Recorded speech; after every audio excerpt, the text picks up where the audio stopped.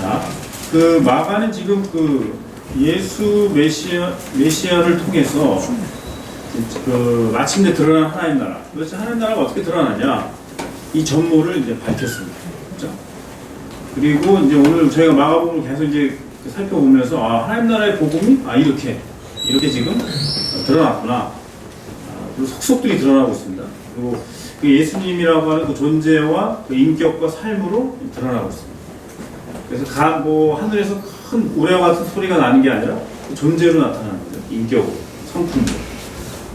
그래서 예수님의 길은 한마디로 좀 이 마가복음 전체를 좀 쪼려보면 죄와 사망의 그 상태, 죄와 죽음의 그 포로 상태에 놓여진 그 인간, 그 죄와 그 죽음이라고 하는 곳에 놓여진 이 인간 사회를 향한 새로운 출애굽이다. 그래서 인간의 죄와 사망에 놓여져 있는 자에 대한 탈출, 그런 인간 사회에 대한 어떤 그 벗어남, 자유와 해방이죠.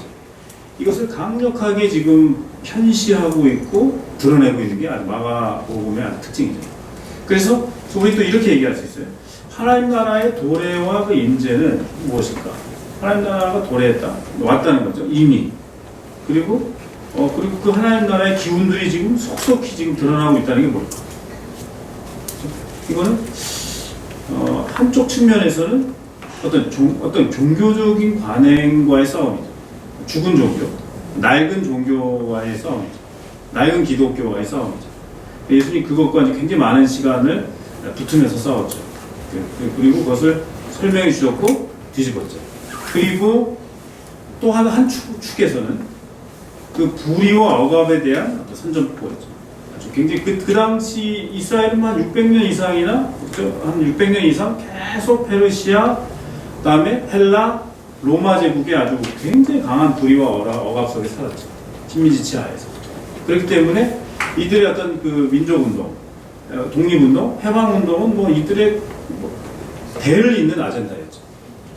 절대 변할 수 없는 아젠다였는데 이 속에서 예수님은 그 어떤 혁명의 기운 속에서 예수님은 어떤 길을 가야 돼요. 그렇다고 불의와 억압을 예수님이 방관할 수는 없고, 그렇다고 불의와 억압을 타개하는 거에 대한 방법을 또 동의할 수 없는 부분도 있고, 혁명운동가, 젤로당, 그 다음에 혁신운동당하고 손을 그으면서 예수 자기의 길을 걸어가야 되니까 이런 여러 가지가 이제 마가복음 속에 노출되고 있습니다. 그래서 우리 이렇게 정리해 볼 수 있죠. 예수님은 모든 종교적 관행에 대한 도전을 했고, 그리고 불의와 억압에 대해서 예수님은 분명하게 맞장을 뜨신 거죠. 이건 아니다. 그렇기 때문에 그럼 이걸 어떻게 풀어가냐? 그러면 신적인 통치와 다스림이 필요하다. 그래서 그럼 신적인 통치와 다스림이 뭐냐? 그것은 강력한 새로움인데 이 강력한 새로움이 이제 엄습하면서 이런 껍데기만 남겨진 이 종교적 부조리들에 대해서 직면하고 이들과 충돌하면서 하나님 나라가 지금 이런 하나님의 통치로, 하나님의 다스림으로, 더 중요하게는 성령이 사실 이 다스림의 핵심 가운데 있다는 거예요. 왜냐하면 예수님은 계속 살 뿐이 아니었습니다. 그렇기 때문에 물리적으로 살 뿐이 아니라 이것을 시범을 보이고 이제 오늘 그 삼위일체 찬송 노래를 불렀듯이 성령께서 이제 이것을 계속 이어간다는 거예요. 그래서 마침내 드러난 하나님 나라는 충만한 위용을 보여주고 있는 거죠. 그러면서 죽은 것들을 살려내기 시작합니다. 하나님 나라가 왔다는 것은 항상 죽은 것들에 대해서 굉장한 자극을 받는 것 같아요. 죽은 것들이 있는 곳에 하나님 나라는 반응을 하는 것 같아요. 하나님 나라는 뭔가 이렇게 죽어가고 있어요. 뭔가 이렇게 사라져가고 있고 주변으로 밀려나가고 있고 불의와 억압 가운데 있다든지 너무나 이 종교적인 무거움 속에 있는 사람들에게 하나님 나라는 유독 기동하는 거예요. 일어나는 것 같습니다. 그래서 메시아 그 예수님을 통해서 드러난 이 하나님 나라를 특별히 오늘 본문에서는 이스라엘이 회복된 겁니다. 이스라엘 회복을 알리는 얘기죠. 왜냐하면 그것은 하나님이 아브라함부터 계속 계획했던 이 하나님의 이 원대한 계획, 하나님의 이 거대한 그 스토리를 담아내는 표현으로서 이 교회가 필요했는데, 교회가 그 이스라엘이 그것을 실패했어요. 근데 그러면 이걸 계속 이어가야 될 거 아니에요. 하나님 이 방식을 써야 되니까. 하나님의 직접적인 현현은 안 하니까. 하나님 직접 나타나시지는 않고. 이게 하나님의 신비고 비밀이에요. 왜 직접 나타나셔서 빨리빨리 처리하지 않을까? 전지전능한 거죠.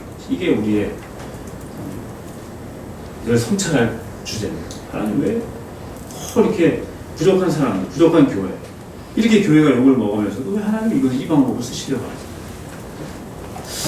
그래서 이스라엘의 회복을 먼저 이제 예수님이 알려야 되는 거죠. 하나님 나라 왔다? 이스라엘이 다시 회복되는 거죠. 예수님은 아주 의도적이고 상징적인 행동들을 가지고 아주 강력하고 실제적인 하나님 나라의 의미를 전하고 있는 거죠. 그래서 참된 이스라엘이 누군가? 이런 질문을 이제 독자들은 하게 돼요. 참 이스라엘이 누구냐? 결국 하나님의 백성 공동체인 교회죠. 이렇게 대충 사람들은 예수님이 이스라엘 회복을 하러 오셨는데 사람들을 불러내고 있지. 그리고 유독이 12이에요. 12. 그리고 한 사람이 자살해서 죽었을 때 사도행전에서 또 한 사람을 채워요. 이거는 12라는 이스라엘을 상징하는 이스라엘 지파. 그런데 이것은 새로운 이스라엘이죠. 그러니까 그거를 완성하고 12를 채우고, 그죠? 그러나 이 12이 뭘 의미하는지를 계속 던져줘요. 이거는 물리적인 이스라엘이 아니야. 이제 새로운 이스라엘이죠. 그러면서 하나님의 백성 공동체로서 제자들이 이것을 새롭게 자각하고, 그들이 하나님 나라 이미 당도한 도착한 하나님 나라의 모습을 그들이 인지하고 그 백성됨의 삶을 연습하고, 그렇죠? 그런 태도들을 확고하게 드러내는 거예요. 예수님이 그것을 계속 격려하고 키워내고 있는 거죠. 그래서 예수님은 사람을 남기셨다. 예수님 생애에 하신 일, 선택과 집중, 사람을 남겼는데 그 사람들이 하나님 나라를 표현할 사람입니다. 그래서 우리는 오늘 네 토막인데요. 네 토막. 7절부터 12절까지 한 토막에서 우리는 이렇게 좀 정리할 수 있습니다. 하나님 나라의 복음은 새로운 왕이 하고 있는 일이죠. 새로운 왕이 하고 있습니다. 7절에서 10절을 보면 새로운 왕이 새로운 왕이 왔다. 새로운 왕의 시대네. 이렇게 딱 직감할 수 있습니다. 큰 무리. 7절, 10절 보면, 7절부터 10절 보면 큰 무리가 따르고 있죠. 또 많은 무리가 오고 있다고 했습니다. 크라우드. 무리가 밀려 들어와서 혼잡했다고 했습니다. 여러분, 이런 표현들이 뭘 말하고 있습니까? 물론 수사학이죠. 물론 수사학이 굉장히 약간 과장한 표현들이죠. 그러나 이 표현은 많은 사람을 고쳤다 또 말하고 있습니다. 이 표현, 모든 표현들을 우리가 일별해 볼 때, 새로운 왕을 지금 모시고 있구나. 새로운 왕을 추정하고 있구나. 지금 뉴킹, 새 임금이 옹이되고 있구나. 새로운 왕이 등극한 것을 알리는 중요한 이미지입니다. 이게 민심은 예수라는 사람을 향해 쏠려가고 있는 거예요. 이거는 부인할 수 없고 이제는 막을 수 없는 예수께로 모든 사람들이 이제 새로운 왕을 향해 쏠려가고 있는 거예요. 근데 이것은 변방에서 일어납니다. 마태복음에 이방의 갈릴리. 그러나 글로벌 도시였어요, 여러분. 갈릴리 무시하면 안 됩니다. 갈릴리가 변방이었고 별 볼 일 없어 보이고 중앙 예루살렘과는 너무나 경제적으로 차이가 있었지만 여기는 글로벌한 곳이었어요. 다문화가 교차되는 곳이었죠. 하나님은 이런 곳에서 당신의 나라를 준비시킨 거죠. 그래서 갈릴리, 이 이방의 갈릴리가 새로운 임금의 시대를 계시하고 있고, 이 이방 지역이었지만 굉장히 글로벌한 도시였던 갈릴리가 이 새로운 임금을 경축하고 있는 그 장면을 보여주는 거죠. 그래서 새로운 왕이 왔다. 새로운 통치가 시작되고 있다. 이걸 알리는 거예요. 이것은 아브라함이 기다렸던 거예요. 그리고 모세도 열망했고 다윗은 이걸 상당히 깊이 인지했어요. 그리고 모든 예언자들이 이걸 소망했어요. 다윗 당대 올 줄 알았더니 아니야. 유보됐어요. 이건 아니, 다윗은 아니다. 하나님이 또 예언자에게 이건 또 온다. 기다려라. 계속 모든 예언자들이 소망했더니 하나님 나라가 온 겁니다. 그래서 예수는 이런 하나님 나라의 핵심이 되는 왕이시죠. 이제 백성은 새로운 왕을 사랑해야 하는 것이고, 이제 백성은 이 새로운 왕을 섬기는 거예요. 이제 이게 오늘 본문에서 몰려 들어왔다. 많은 사람이 이렇게 찾아가고 있다. 혼잡하다. 이런 모든 이미지가 주는 아주 중요한 의미입니다. 구원이란 무엇입니까? 새로운 임금의 새로운 통치 속으로 들어가는 거죠. 주권을 180도 뒤집는 거죠. 주권이 바꾸는 거예요. 섬겼던 대상을 완전히 뒤집는 거죠. 참된 하나님의 백성이라면 이 예수, 이 왕께서 하고 계신 일들을 진지하게 들어야 되는 거죠. 왕이 왔으니까. 그렇죠? 그리고 새로운 왕이 왔기 때문에 이제 왕 앞에 나오는 겁니다. 왕이 우리의 곤경에 대해서, 왕이 우리의 그 결핍들에 대해서, 그리고 왕이 우리의 어찌할 수 없는 이런 여러 가지 것들에 대한 이 왕이 유일한 도움이 된다는 거죠. 이 왕이 결정적으로 이런 우리의 위경에서 건져내실 수 있음에 대한 환호죠, 환호. 몰려갔다 이 말은 그런 환호입니다, 환호. 그리고 그 왕께 나온다고 하는 이 이미지는 이 왕께 이런 우리의 곤경을 의탁한다는 거예요. 그리고 이 불의와 억압에 대해서 이걸 좀 해결해 주십시오. 우리는 안 됩니다. 우리 너무나 불의와 억압 속에 있습니다. 우리 헬플리스합니다. 헬플리스합니다. 우리 어찌할 수 없습니다. 아니시죠? 이거를 도와주십시오. 그래서 오늘 우리가 지난주에 우리 그 매일 성경 우리 큐티하면서 여러분 그 어제 금요일 날도 사망의 물결 기억나시죠? 사망의 물결이 에워싸고 불의의 파도가 덮치고 스월 지옥의 줄이 동요 묶고 죽음의 덫과 올무에 걸린 이 인생 이렇게 이 인생길에서 우리는 그리고 당시의 백성들은 요새와 안전한 곳으로 이끄시는 분이 누구냐? 그게 예수님이라는 거죠. 그래서 오늘 이 7절부터 13절, 12절의 이 내용은 그것을 우리에게 가장 강력하게 보여주면서 왜 갈릴리에서 시작했냐 이게 중요한 겁니다. 왜 하나님 예루살렘 돈 많고 인재가 많고 아주 그 모든 정치와 사회가 완비된 예루살렘에서 하나님 나라 운동을 하지 않고 왜 변방이 갈릴리에서 하셨을까? 왜 그랬을까요? 그거는 아마 이사야가 이제 그런 통찰을 한 것 같아요. 이사야가 뭘 받았는데 이방 지역에서 사람들이 이제 갈릴리 이방 지역에서 지금 움직하고 있는데 보시죠. 이두메, 두로, 시돈 모두 이방 지역입니다. 그렇죠? 네. 이스라엘이 아니에요, 이건. 이건 아닙니다. 이거 순혈 지역이 아닙니다. 이방 지역에서도 이방인들이 몰려드는 것은 평범한 일이 아닙니다. 지금. 평범한 일이 아니에요. 예사로운 일이 아닙니다. 중대한 시사를 하고 있죠, 이게. 왜 이방에서 이 사람들이 몰려올까? 이스라엘은 굉장히 순혈주의, 강력한 시오니즘이 작동하고 있는데 왜 이방에서 몰려오는가? 왜 그럴까요? 이거가 바로 종말이 왔다는 거예요. 지금이 종말의 시대. 이미 강력하게 종말이 왔다는 거예요. 종말이 왔다는 건 뭡니까? 메시아가 온 거죠. 새로운 임금이 온 거죠. 그리고 새로운 임금이 카이로스죠. 온 겁니다, 이제. 유일한 사건이죠, 카이로스. 유일한 사건이 온 거고, 이것을 외친 이사야의 예언을 성취한 겁니다. 이사야 49장 6절이 잘 보여준다. 다른 본문 잘 안 읽는데, 오늘 좀 읽어볼까요? 이사야 49장을 보면 그게 나와 있습니다. 아마 이거 연구하신 분들은, 맞지. 그거네. 이제 이사야 49장 6절에 이사야가 이것을 이미 이렇게 통찰합니다. 이렇게 비춰주죠. 이사야 49장 6절에 그가 이르시되 그는 야훼입니다. 야훼 5절에 야훼 그가 이르시되 너가 나의 종이 되어 야곱의 지파들을 일으키며 이스라엘 중에 보존된 자를 돌아오게 할 것을. 그래서 지금 예수님이 회집하는 거예요. 회집. 이게 소집하는 게 이 상반절이고요. 매우 쉬운 것이다. 쉬운 일이에요. 쉬운 일을 하신 거예요. 예수님이 열두 제자를 불렀어요.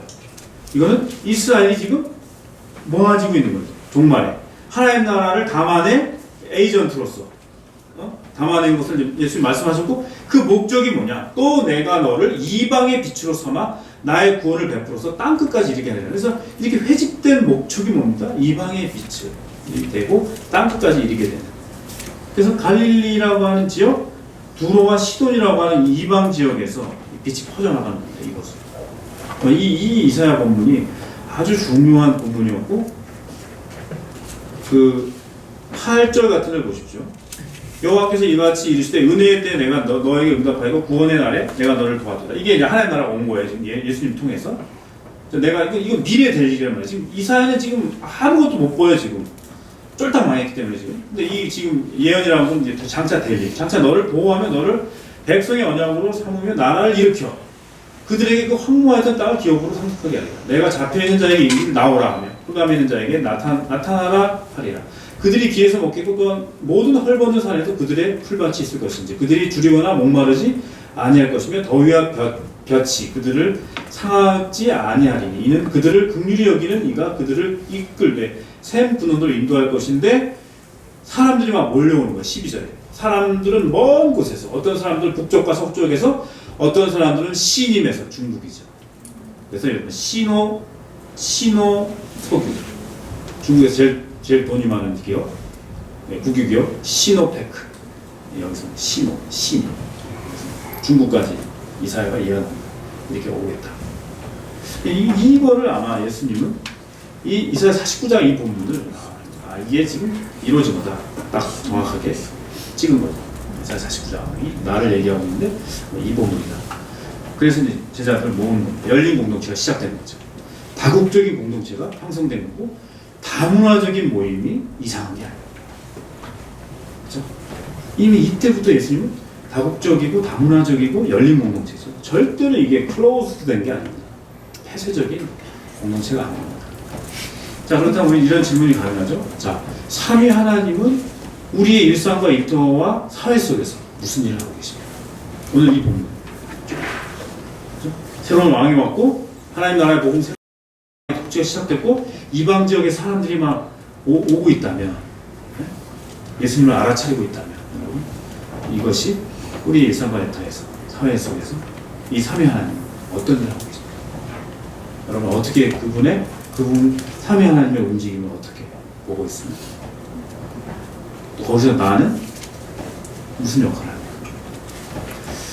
자, 13절부터 19절은 자, 다시 이제 마가복음으로 돌아가서 13절부터 19절 본문은 이렇게 이제 압축할 수 있습니다. 요약할 수 있습니다. 하나님 나라의 복음은 새 이스라엘을 모으는 회집 사건이다. 하나님 나라의 복음은 뉴 이스라엘, 이게 혈연적인 이스라엘이 아니다. 물리적인 이스라엘이 아니라 새 이스라엘을 모은 회집 사건이다. 자, 구약의 모든 예언에서 언급하고 있는 게 뭡니까? 메시아 시대에 두드러진 특징과 조짐이 뭡니까? 여러분, 메시아 시대가 오면 무슨 조짐이 있죠? 무슨 특징이 있습니까? 바로 이스라엘이 돌아오는 겁니다. 이스라엘이 게더링, 회집하는 거예요. 소집하고 모이는 겁니다. 그게 유일한 종말이에요. 종말의 유일한 특징? 이스라엘이 돌아옵니다. 그리고 근데 예수님이 오셔갖고 모으는 데서. 그리고 13절에 예수님은 유독 산에 오르시죠. 이거는 야산이에요. 야산. 거북산 알죠? 가령도 거북산. 네. 그 정도예요. 그 정도 높이. 해발 100m? 100m도 아니고 80m? 이 산인데 유독 마태는 뭐 훨씬 더 높은 산이라고 막 과장했어요. 마태는 이게 율법의 완성자가 두 번째 모세로 예수님 소개하기 때문에 예? 토라의 완성자로서 예수님 소개해야 되는데 마가는 좀 더 글로벌하기 때문에 그냥 산 대충 비슷하게 공유했으니까 그렇죠? 초대교회 한 60년 AD 60년부터 이제 이 복음서들이 기록되면서 굉장히 공유했겠죠.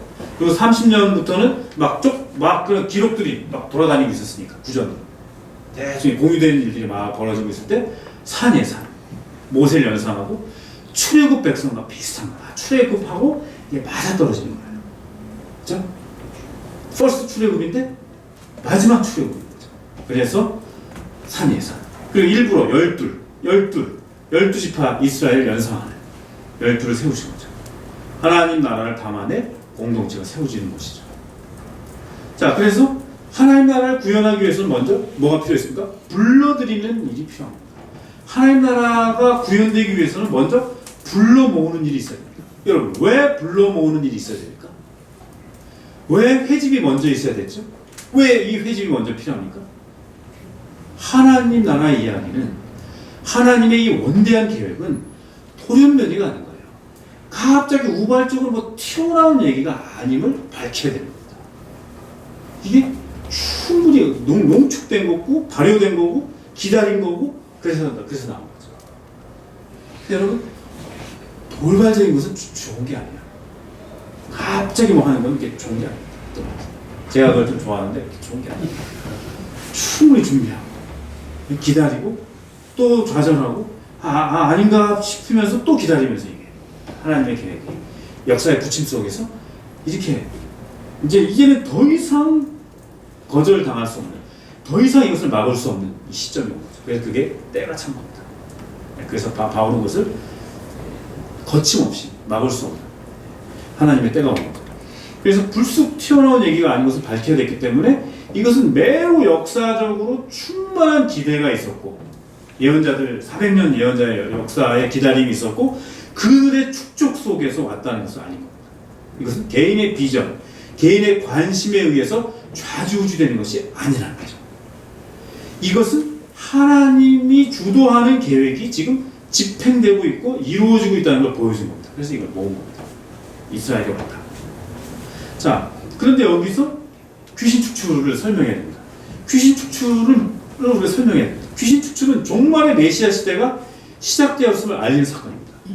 그러나 여러분, 뭐 제가 동영상 봤더니 이 엑소시즘은, 그 엑소시스트, 이 무당 쭉 쫓아내는 사람은 오만 데 다 있어요. 인도도 쫓아내더라고요. 동영상 보니까. 힌두교에서도 여러분 귀신 축출합니다. 그리고 이슬람교도 하고, 그리고 뭐 우리나라 무당도 하고 다 해요. 그러면 얘 기독교도 해요. 무슨 차이냐? 종교학적으로 비스무리한데 뭐가 다르냐?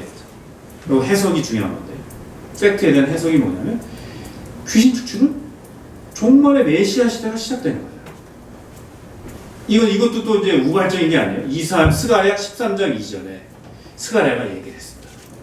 만약에 메시아가 온다면, 하나님 나라가 온다면, 종말에 새 임금이 온다면 이런 일이 벌어진다. 스가랴 13장 이전에 만군의 여호와가 만들어라. 그날에, 미래죠. 하나님 나라가 오면 그날에 내가 우상의 이름으로 이 땅에서 끊어서 기억도 되지 못하게 할 것이며, 거짓 선지자와 더러운 귀신을 이 땅에서 떠나게 할 것이다. 더러운 귀신을 이 땅에서 떠나게 하는 일이 스가랴가 본 그날 메시아가 오면 이 일을 할 겁니다. 그러니까 모슬림도 이슬람도 하고 뭐 힌두교도 하지만, 예수가 했어요? 새 임금이다. 하나님 나라가 왔다. 시작됐다. 일이 터진 겁니다. 흑암의 권세 아래 지배받고 있었던 이 세상은 이제 주권의 변화가 온 거죠.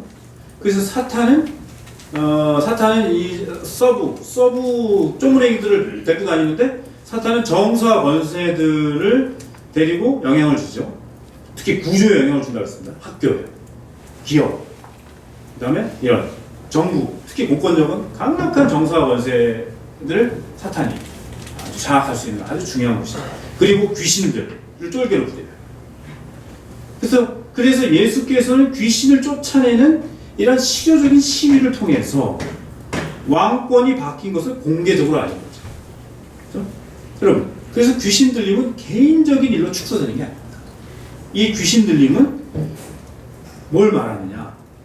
이 한 사람을 통해서 이 사람을 에워싼 모든 관계와 공동체들이 정신분열적인 상태에 빠졌다. 예를 들면 뭐가 있을까요? 순혈주의 귀신. 저는 요즘 순혈주의 귀신 잡아야 된다 생각해요. 이건 강력한 귀신이죠. 우리나라에 여러분 피는 물보다 진하다. 이 논리로 우리가 남의 가 이걸로 얼마나 많은 마피아들이 생겼습니까? 네?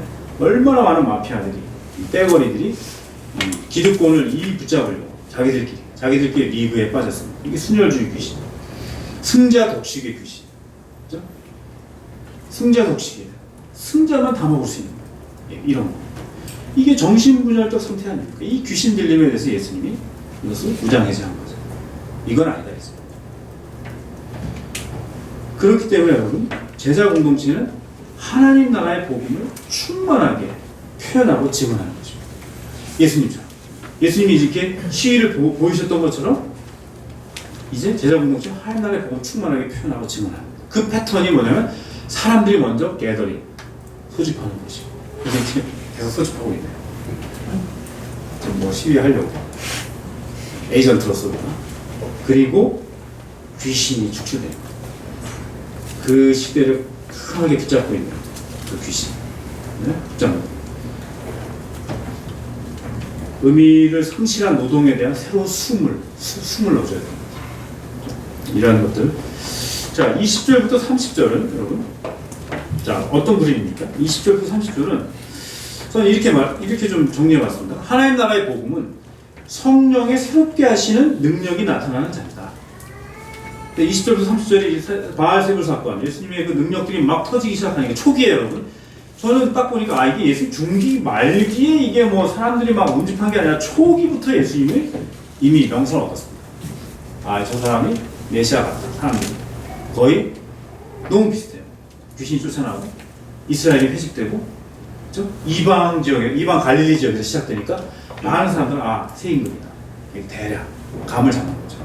왜냐하면 백성들은 감을 잡게 돼 있습니다. 누가 진짜고 누가 가짜인지 백성들은 알아요. 우매하긴 하죠. 어떨 때는 우매하긴 하지만.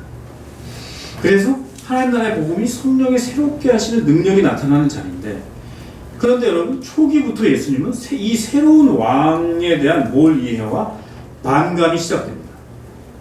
그렇죠? 20절부터 보세요. 20절에 이렇게 운집하고 새 왕에 대한 이 옹이 추종이 되는데 21절에 예수의 친족들이 이해를 못하는 거죠. 예수께서 행하고 계신 것들은 하나님의 아들과 같은 일이에요. 그래서 1장 1절에 이미 결론을 냈죠. 예수가 누구냐? 예수님 누구냐? 하나님의 아들이다. 그리스도다. 그때 그리스도는 뭡니까? 새로운 임금이죠. 구원자, 새로운 임금, 새로운 왕. 그래서 이것은 하나님의 아들과 새로운 임금인 메시아만이 할 수 있는 콘텐츠죠.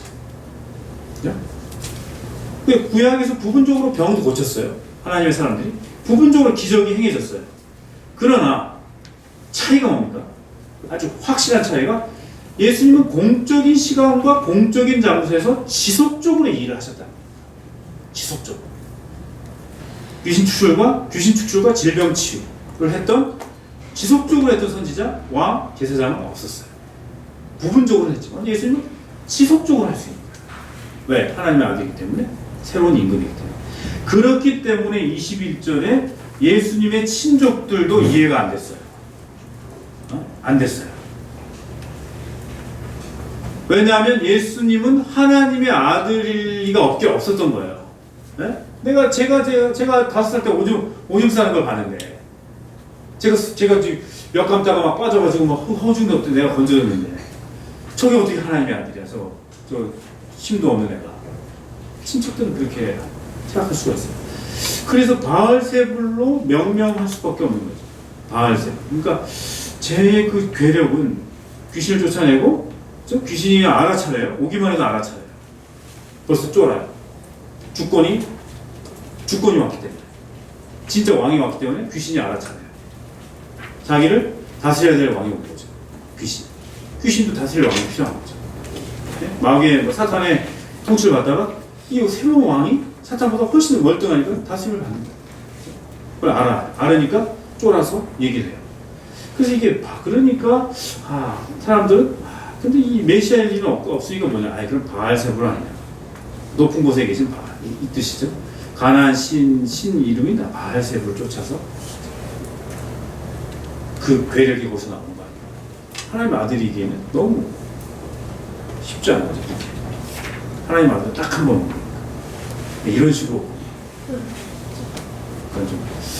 그래서 22절에 예루살렘에서 직접 진상조사하기 위해서 서기관들이 특파되죠. 그리고 초기에 예수님이 초기에 중앙정부의 중요한 그 핵심 그룹, 검사 그룹이 와서 조사를 하기 시작합니다.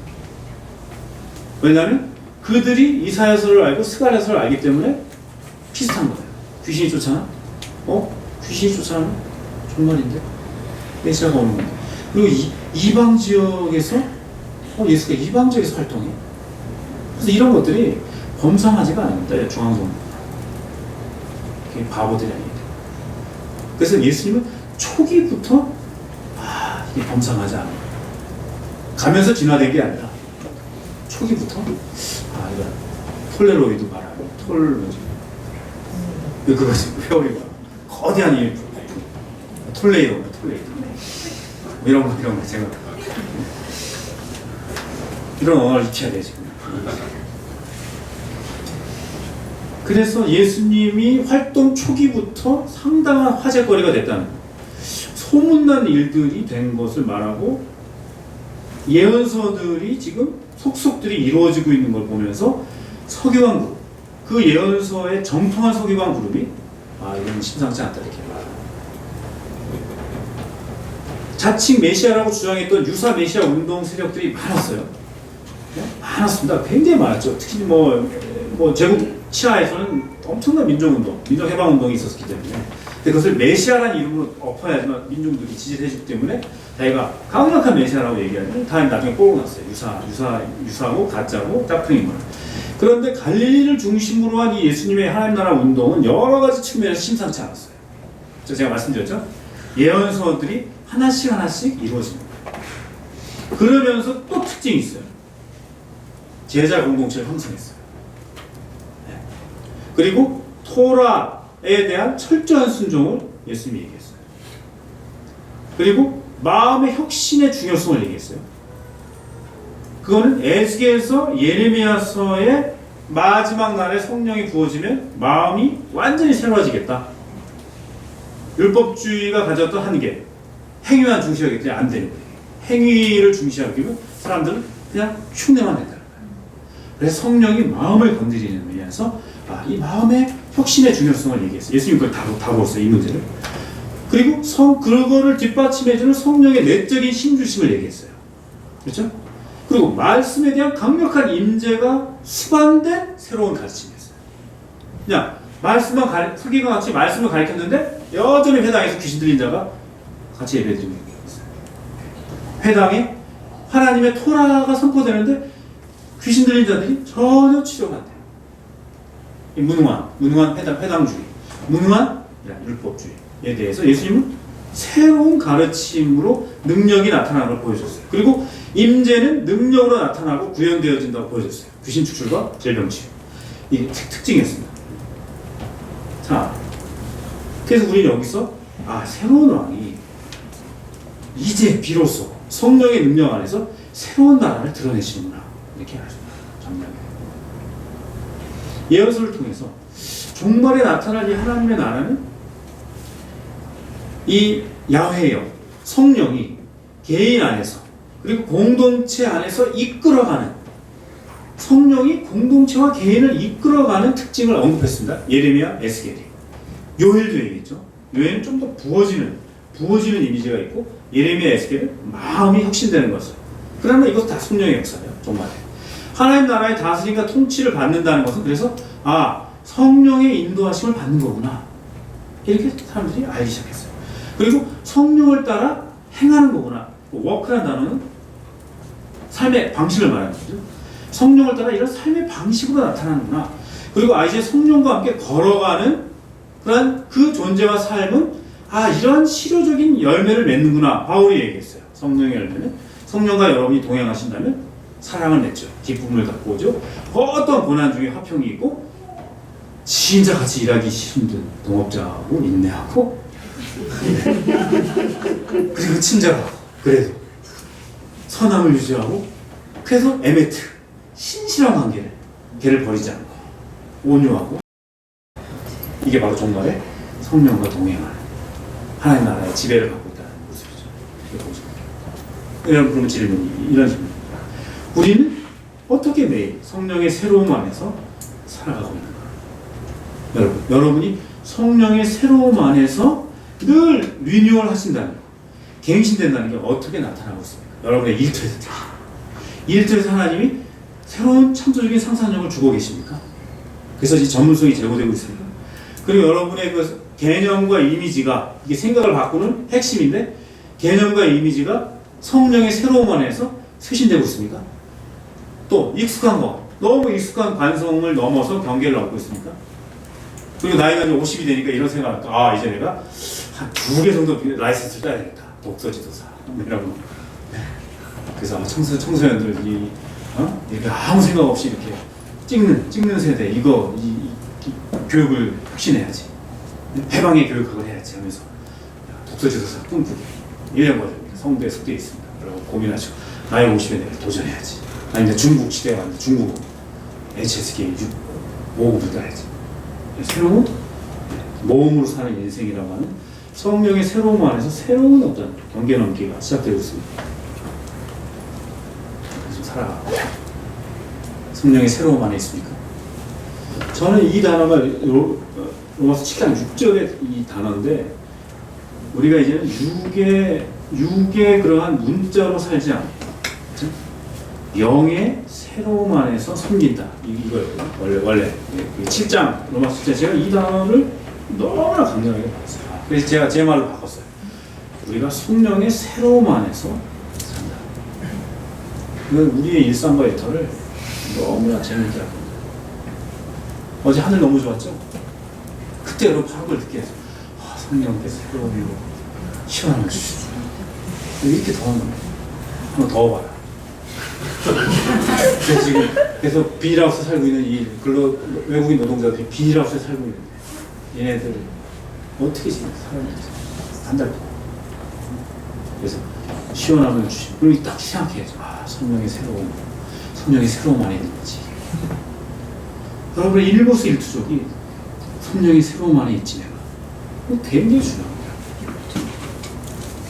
우리가 재미없고 늘 이렇게 버거운 건 뭐예요? 이게 스프링처럼 올라오지 않기 때문에. 올드하게서 낡음 속에서 그 한국 사회가 너무나 양식 내집이잖아요. 낡은 부채세가 아직도 역사도 막 바꾸려고 하는 그러니까 성령의 새로움을 무시하는 이러한 사회와 이 질서와 이 개인 속에 우리가 어떻게 저항해야 될 것인지 어떻게 우리의 새로운 삶을 살아가야 되는지 굉장히 중요한 사항입니다. 마지막으로 31절부터 35절은 자 저는 이렇게 생각했습니다. 31절부터 35절 이 그림은 하나님 나라의 복음은 가족주의와 혈연주의를 극복한다. 자 여러분 전지로운 하나님 나라의 복음을 잘 보여주는 그림이 뭡니까? 저는 하나님 나라를 가장 잘 보여주는 여러 그림 중에 있는데 그 그림 중에 공동식사예요. 공동식사. 식탁교 밥상 공동체. 성찬이에요. 성찬. 하나님 나라는 잔치 이미지죠. 잔치가 열렸어요. 그래서 표정 피라는 거예요. 표정 피세요? 표정 구겨진 분 이렇게 서로 체크해 주세요. 표정 펴라. 좋은 말 할 때. 뭘지? 표정 피셔야 돼요. 엘리멘토. 해야 됩니다. 전지령 하나님 나라는 잔치의 잔치. 예수님은 잔치집에서 엄청나게 먹어요. 물론 33살까지 사셨으니까 배는 안 나오셨을 것 같아요. 나이상으로 이게 소화를 이렇게 강하셨어요. 근데 엄청 멋있는 거예요. 어차피 3년이니까 엄청 먹잖아요. 뭐 여러 가지 엄청 먹으셨어요. 마시는 분이 묘사됐어요. 사람도 막 그렇게 좀 디스를 했죠. 맨날 먹네. 맨날 마시네. 디스도 했어요. 여러분 식탁 교제는 이 공동식사는 뭘 말하죠? 두 가지를 말합니다. 공동식사의 두 가지 중요한 특징. 여러분 식사하면서 확인해 보십시오. 개방성 그리고 평등주의적 가치. 식탁 교제, 밥상 공동체의 특징은 원탁의 식탁은 개방성이에요. 개방성. 네. 너와 내가 가르지 않는, 내가 내 사람 챙기지 않는 누구나 열려있는 개방성. 그 다음에 평등함. 여러분 초대할 때 그런 식탁을 초대할 때 이거 사회적 구별이 없는 거죠. 사회적 구별에 대해서 이 식탁 교제는 의문을 제기합니다. 차별에 대해서 이 예수님의 원탁의 식탁은 그걸 무시하는 거예요. 차별이거든요.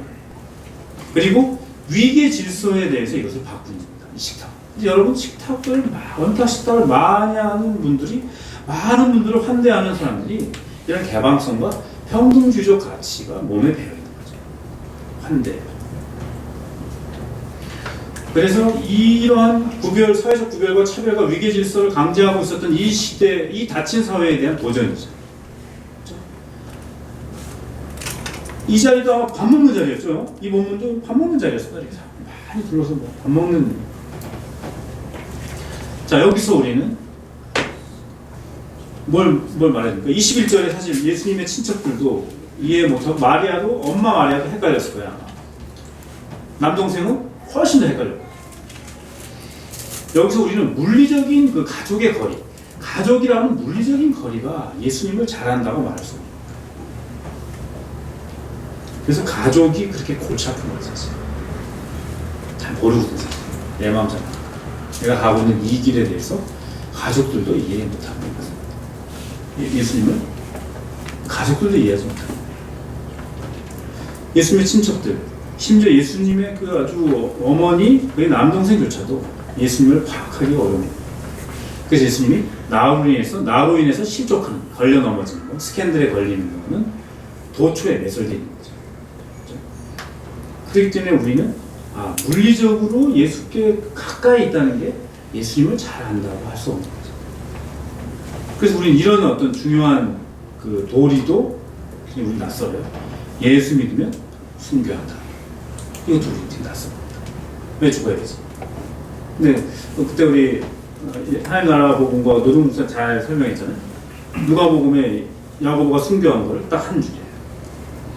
너무나 그 순교를 강조할 수 있었죠. 딱 한 줄. 설명도 안 돼요. 그건 뭐냐면 전제한 거죠. 예수를 따라가는 길은 순교하는 거. 그게 이제 기정사실. 죽었네. 이미 공유됐기 때문에 사실.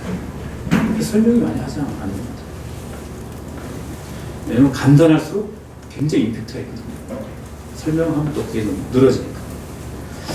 그래서 우리는 이런 좀 이해, 예수님에 대한 이런 이해, 예수님을 따른다는 것이 무엇을 말하는 건지 이런 이해를 못 알아보는 거예요, 사람들이. 우리 가족들. 그리고 오늘 이 부분은 하나님 나라 안에 들어와 산다는 것은 가족을 버리는 게 아닙니다. 그래서 상당히 효자들이 있어요. 제 정보에 의하면. 가족을 버리는 게 아닙니다. 그렇죠? 네, 웃으셨어요? 그 가족을 넘어서는 거죠. 버리는 게 아닙니다. 저도 우리 엄마를 버리지 않았어요. 제가 며칠 제가 연타서 저희 어머니를 소개했지만 제가 어머니를 버린 게 아니라 우리 어머니를 넘어선 거죠. 우리 어머니는 너무 순혈주의가 중요했기 때문에 제가 어머니를 거리를 두지 않으면 이 순혈주의 귀신에 제가 같이 덩달아 귀신 들릴 수 있기 때문에 어머니와 제가 거리를 두고 우리 어머니는 지금도 순혈주의. 저밖에 몰라요. 가족밖에 몰라요. 가족주의. 저는 여기에 이 패턴은 아닌 거라고 생각했어요. 내가 하나님 나라 안 이상? 이건 아니에요. 제가 거리를 두는 거예요. 그래서 우리 이런 어떤 문법, 하나님 나라 안에 함께 살아가는 형제 자매는 피보다 더 친하다. 이걸로 좀 대체해야 되지 않겠습니까? 여러분, 이 순혈주의 정말 잡아야 됩니다. 가족 이기주의. 나중에 이제 도담이 나면 이제 봐야 이제 보겠어요, 지금. 그래서 여전히 저기 하나님 나라를 가지고 새 형제가 매진하는 거지. 아니면 도담이에 빠져서 도담아 역시 너무나 너밖에 없었지. 맞아 하면서 이제 도담이 속에 이 함몰된 우리 새 형제를 볼 건지 아니면 도담이를 냅두고 또 군뱅이를 계속 군뱅이를 만지면서 행성을 오가면서 이 부인을 얻기 위해서 저기 창문을 오갔던 1년 동안 창문을 일주일에 한 번씩 오갔던 그 열정을 이 군뱅이의 창업 속에 쏟아부을 건지 도담이를 엄마가 널 지켜줄 거야 하면서 가족 이기주의 되게 중요합니다. 결국 남는 건 가족이지. 이런 말 쓰지 마시죠. 결국 남는 건 가족이지. 그러니까 다 세습한 겁니다. 교회도 세습하고 기업은 말할 거야. 내 가족 순혈주의. 이 구도를 어떻게 하나님 나라 안에서 오늘 예수님이 누가 내 가족이냐 이렇게 했습니다. 약간 좀 불편했던 것 같아요. 누가 내 가족이냐 이렇게 예수님이 약간 불편했던 것 같아요. 교정이 필요했던 것 같아요.